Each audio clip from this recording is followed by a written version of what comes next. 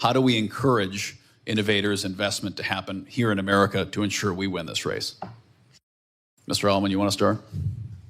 We were honored to announce back in January Project Stargate, a $500 billion investment in United States infrastructure. That is now well underway, as I mentioned, getting to see it yesterday in Abilene. The first site was incredible. We need a lot more of that. We need certainty on the ability to build out this entire supply chain, build the data centers, permit the electricity. We'd love to bring chip production here, network production here, server rack production here. And I think the world does want to invest. We have a lot of global investment flowing into the US to do this. We also want to make sure that other countries are able to build with our technology, use our models, and sort of like be in our orbit and use US diffusion of technology here. So that's really important. We need to make sure that the highest skilled researchers that want to come work at US companies can come here and do that.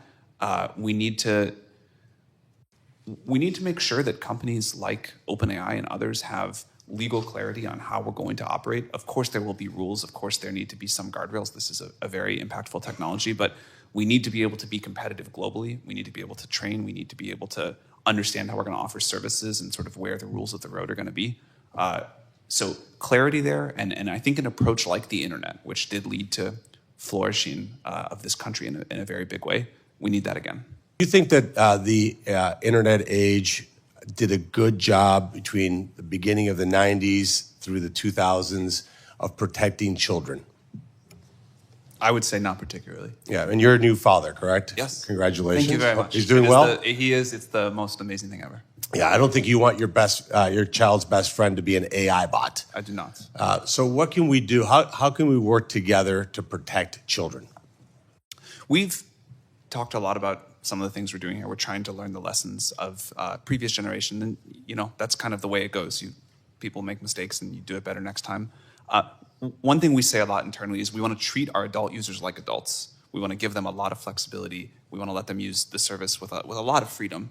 And for children, there needs to be a much higher level of protection, which means the service won't do things that they might want. Now, we're still early, so sometimes people say, oh, you're being too strict on the rules, and it's just, we can't perfectly tell this. But if we could draw a line, and if we knew for sure when a user was a child or an adult, we would allow adults to be much more permissive, and we'd have tighter rules for children. As mentioned by Senator Cantwell, Senator Thune and I have teamed up on legislation to set up basic guardrails for the riskiest non-defense applications of AI. Mr. Altman, do you agree that a risk-based approach to regulation is the best way to place necessary guardrails for AI without stifling innovation? I do. That makes a lot of sense to me. Okay, thanks. And did you figure that out in your attic? No, that was a more recent discovery. Thank you. Very good. Just want to make sure. What standards or metrics does OpenAI use to evaluate the quality of its training data and model outputs for correctness? On the whole, AI hallucinations are getting much better. We have not solved the problem entirely yet, but we've made pretty remarkable progress over the last few years. When we first launched chatgpt, it would hallucinate things all the time. This idea of robustness, being sure you can trust the information, we've made huge progress there. We cite sources. The models have gotten much smarter. A lot of people use these systems all the time, and we were worried that if it was not 0.0% accurate, which is still a challenge with these systems, it would cause a bunch of problems. But users are smart. People understand, what these systems are good at, when to use them, when not. And as that robustness increases, which it will continue to do, people will use it for more and more things. But as an industry, we've made pretty remarkable progress in that direction over the last couple of years. In the race for AI, who's winning, America or China? If the answer is America, how close is China to us? And what do we do to make sure the answer remains America will win? Mr. Altman, we'll start with you. It is our belief that the American models, including some models from our company, OpenAI, and Google and others, are the best models in the world. It's very hard to say how far ahead we are, but I would say not a huge amount of time. And I think to continue that leadership position and the influence that comes with that, and all of the incredible benefits of the world using American technology, products, and services, the things that my colleagues have spoken about here, the need to win in infrastructure, sensible regulation that does not slow us down, this sort of spirit of innovation and entrepreneurship that I think is a uniquely American thing in the world. None of this is rocket science. We just need to keep doing the things that have worked for so long and not make a silly mistake. How harmful would it be to winning the race for AI if America goes down the road of the EU and creates a heavy-handed prior approval government regulatory process for AI? I think that would be disastrous. To give a more specific answer to your previous question, which I think touches on why it would be so bad, there are three key inputs to these AI systems. There's compute, all the infrastructure we're talking about. There's algorithms that we all do research on, and there's data.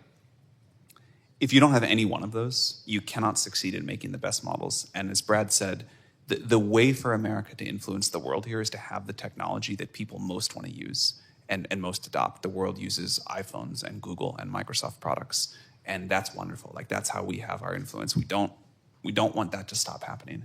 So systems that stop us on any of these areas, you know, if we have rules about what data we can train on that are not competitive with the rest of the world, then things can fall apart.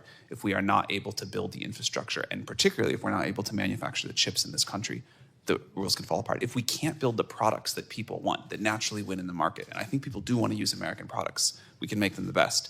But if we're prevented from doing that, people will use a better product made from somebody else that doesn't have the sort of, you know, that is not stymied in the same way. So I am nervous about standards being set too early. I'm totally fine, with the position some of my colleagues took, that standards, once the industry figures out what they should be, it's fine for them to be adopted by a government body and sort of made more official. But I believe the industry is moving quickly towards figuring out the right protocols and standards here, and we need the space to innovate and to move quickly. Are you saying that self-regulation is sufficient at the current moment? No, I think some policy is good.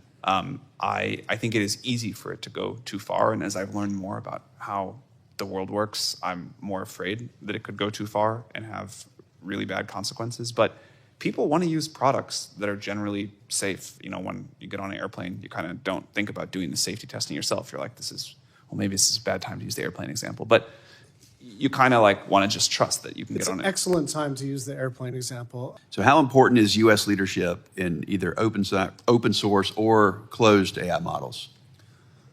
I think it's quite important to lead in both.